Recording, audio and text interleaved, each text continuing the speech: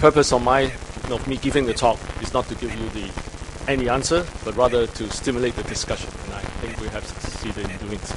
So this is going to be the same formats. I'm going to talk a little bit about the primary extradural osseous spinal tumors. We'll also start with a case like this.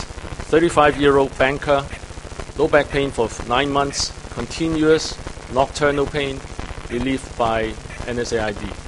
And the plain radiograph, the first plain radiograph was passed by the GP as unremarkable, and he was sent home.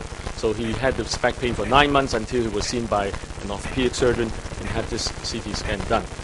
I'm sure we can all see that lesion in on the left posterior element, very nicely circumscribed, sclerotic margin, clean, the transition shown is very clear, and with the sclerotic leaders in the center. So I think the diagnosis is very obvious. Even our medical students should be able to make this diagnosis. And the MRI shows a reaction, soft tissue reaction around that tumor, but this does not mean that this is pathological, but this is simply reactive changes and around that lesion, which we all know this is an osteoma. So I think most of you would either do a radiofrequency ablation, but in this case, because it's closer to the facet joint, and our radiologist thought that it may be difficult to insert the radiofrequency probe, so we decided to do a small laminotomy over that facet area, preserving the inferior apical facet, and we took out that leaders, which is very nice, and complete resolution of symptoms. So this is a benign, very benign condition which can be treated with an intralesional excision. The next case is a 37-year-old computer programmer, neck pain for 2 years, no neurological deficit, but only neck pain. He has a vague palpable mass at the C5-6 on the left side, but otherwise he has full range of motion of the neck, no neurological deficit. And this is the X-rays on presentation. Blood parameters normal. The PET scan was done by a referring doctor before it was sent to us, and the patient has a solitary lesion at the C5-6 area, and X-ray of the C-spine shows an expansile lytic lesion on the left side at the C5 and 6 facet joint. It mainly affects it appears to be affecting the L5, the C6 posterior element, possibly also involving the C5. And the CT scan showed a destruction of the an osteolytic lesion, a lot of pneumosclerotic changes. There's an osteolytic center. There's a small component anterior to the facet, but it's not causing any neurological deficit. Okay. And the MRI again showed after gadolinium enhancement, there's significant soft tissue enhancement. Also involvement of this adjacent C5 and C6 lateral masses. And so the MRI changes on the T2 weighted axial image, showing also the posterior soft tissue component here, also a reactive change.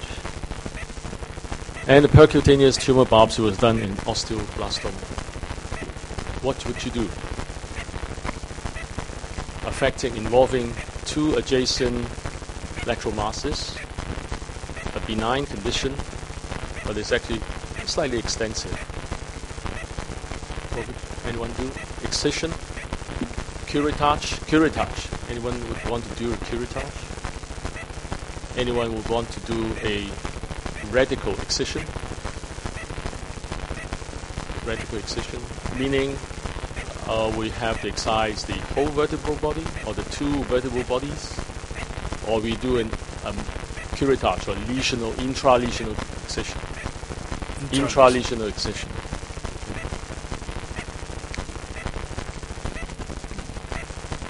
Okay, that's what we planned to do. We planned to do a marginal excision, meaning of Of course, in the spine, you can never get a radical because you're close to the dura. But in any case, this is a benign condition, so we do not think we need to do a radical excision as such, meaning they have excised the two vertebrae completely. So we decided to do a marginal excision. Of course, osteoblastoma is going to be very vascular, so we decided to do a preoperative embolization and look at the feeding vessels first. And intraoperatively, we had to excise both the facet, the whole of the C6 facet, because it's involved. So we did a we did the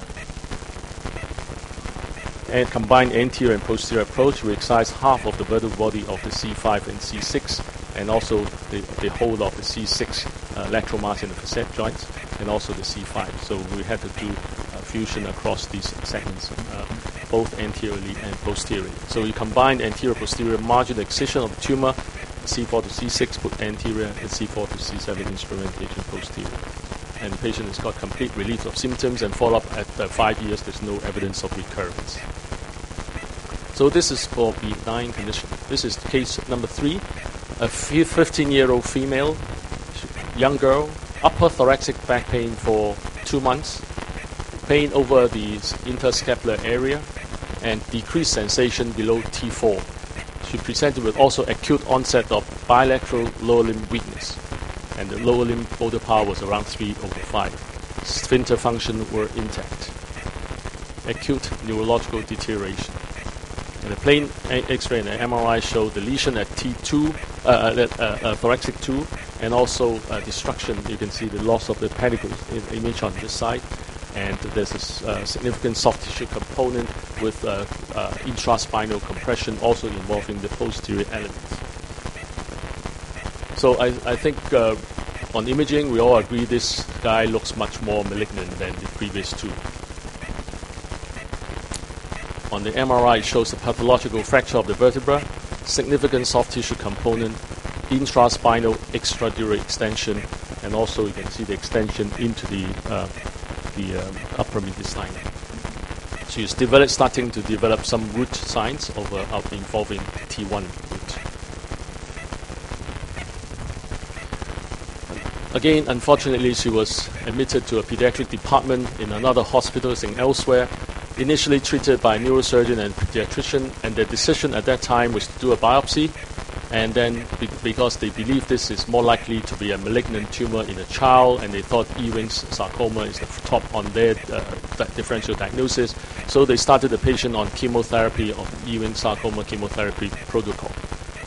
Unfortunately, the biopsy returned to be giant cell tumor instead, and that's the time when the patient has already been started on the chemotherapy for Ewing's sarcoma, and the patient was then referred to the orthopedic surgeon. While the patient was waiting for transferal, in fact, the patient had some recovery of her neurology with the chemotherapy. And then the neurologists and the pediatricians were very excited. And they said, no, the chemotherapy is going to work. Obviously, we do not think it that way. So by the time the patient came to us, 1 week after chemotherapy, there was apparently good response, but there's still a little shrinkage of the tumor on the MRI and the CT. Initial slight improvement of motor from 3 to 4, and transfer to our hospital, and our plan is to go for a radical excision, because I think in giant cell tumor, then the primary mode of treatment is a radical excision. You must try to remove the tumor in the first attempt. So we planned for a wide marginal excision. We want to call it a radical excision, but by definition it cannot be radical again. So we want to do a wide marginal excision, meaning a total vertebrectomy front and back. And preoperatively, we started her on the preoperative Somita, which is anti-osteoclastic activity agent. So it has been shown that it can reduce or increase the tumor's necrosis rate before the surgery. But while she's being put on the Somita program, she has further neurological deterioration, and we had to jump in and do surgery early. So the just before the surgery, we repeated the MRI, and it's already a significant increase in size of the tumor again, which is not unexpected because we know this is not the Ewing sarcoma, and this is a giant cell tumor, which involves also the pleura on this side and also the rib head on this side, encroaching onto the T1 and the T2 nerve roots. So we try not to sacrifice the T1 roots because it's going to affect her hand function quite significantly.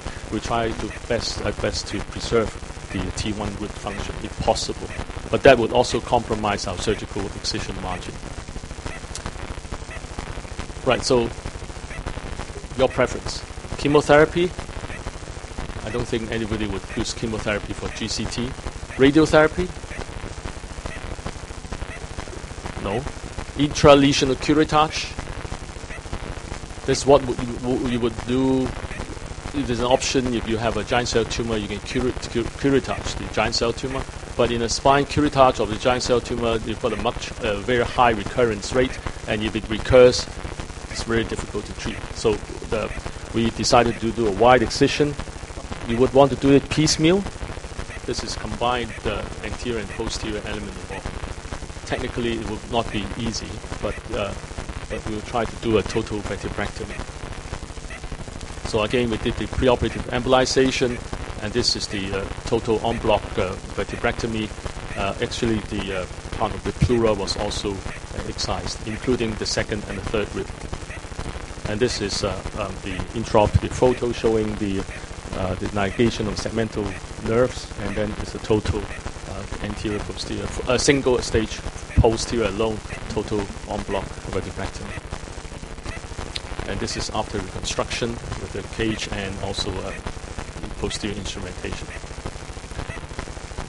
Another young patient, 14 years, bilateral lower limb weakness for 2 months, unable to walk for 1 week, and decreased sensation from T8 down, lower limb power 3/5.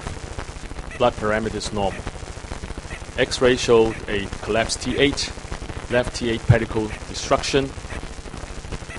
MRI, high signal intensity signal over the vertebral body of T8. Extradural soft tissue involvement, also posterior column, posterior element involvement with cord compression. PET scan, solitary lesion at T8, no evidence of other metastasis. The CT-guided transpedicular biopsy returned to be Haemangiopericytoma. Fairly malignant tumor, fairly rare condition, but a fairly malignant condition in a child, 14 years old. So what would you do? Diagnosis confirmed, Haemangiopericytoma. with cord compression, only lesion on the PET scan. Chemotherapy? No. Radiotherapy? No. Sorry, say that again. Okay, radiotherapy if the service is available. Intralesional curettage is a malignant condition, so we probably would not offer an intralesional curettage. And in this case, again, we tried to do a wide margin excision, and again, we decided to do a total vertebrectomy, en bloc T8 vertebrectomy. And this is after reconstruction, bilateral, together with the pleura on both sides, reconstructed of the pleura with a mesh. Wide margin excision, reconstruction after en bloc vertebrectomy, T5 to T11 instrumentation. So hemangiopericytoma, by the way, is a very rare tumor. It's often less than 1% of the malignant tumor of the bone. The biggest series reported in the Mayo Clinic is only 15 cases. But this is just an example to show how we should manage, in principle, a malignant condition in the spine. And I think most of us would have forgotten our histology, but it's actually very important that we should, as orthopedic surgeons, we are not just technicians, we should also remember the histology. This is this typical, what we call the Staghorn-shaped blood vessels in the hemangiopericytoma, the Staghorn of the deer. And this is what the recommended treatment in the literature, low-grade. If it's a relatively low-grade hemangiopericytoma, you can do a wide resection. If it's high-grade, it should be followed with supplement chemotherapy, radiotherapy post-operatively. So these are the common benign tumors of the spine: hemangioma, eosinophilic granuloma, osteochondroma, osteoid osteoma, the larger version of osteoid osteoma, the osteoblastoma, irreversible bone cyst, and giant cell tumor. Giant cell tumor is considered a benign condition, but it's called a benign aggressive condition. So it should be treated more like a malignant condition.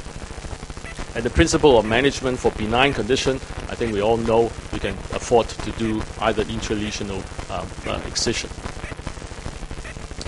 Primary malignant tumors of the spine is actually not that common, but it has 5% of the malignant musculoskeletal tumors. Most of the tumors in the spine are metastatic tumors, and primary tumors is less common. Symptom-wise, of course, they give rise to pain, neurology, and of course the confirmation by histology. Primary malignant tumors of the spine, the common ones are myeloma in the elderly, plasmacytoma, lymphoma, chordoma in the upper and the lower ends of the exoskeleton, the osteosarcoma, chondrosarcoma, and even sarcoma, particularly in children. And in fact, as we mentioned, giant cell tumor, some people would actually put it somewhere between these two groups.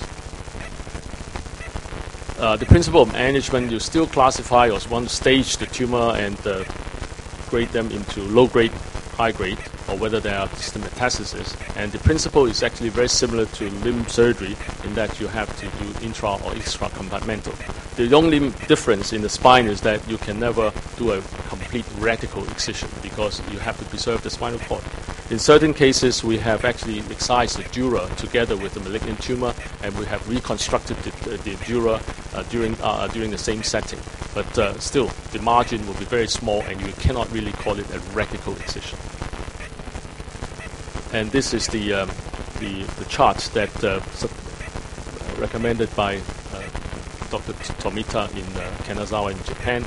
Depending on the location of the tumor, whether it's in the anterior element, anterior together with pedicle, or anterior and posterior element, there's different ways of excision of the tumor. There's intracompartmental excision, extracompartmental excision. When there's skip lesions, this is classified as skip lesions.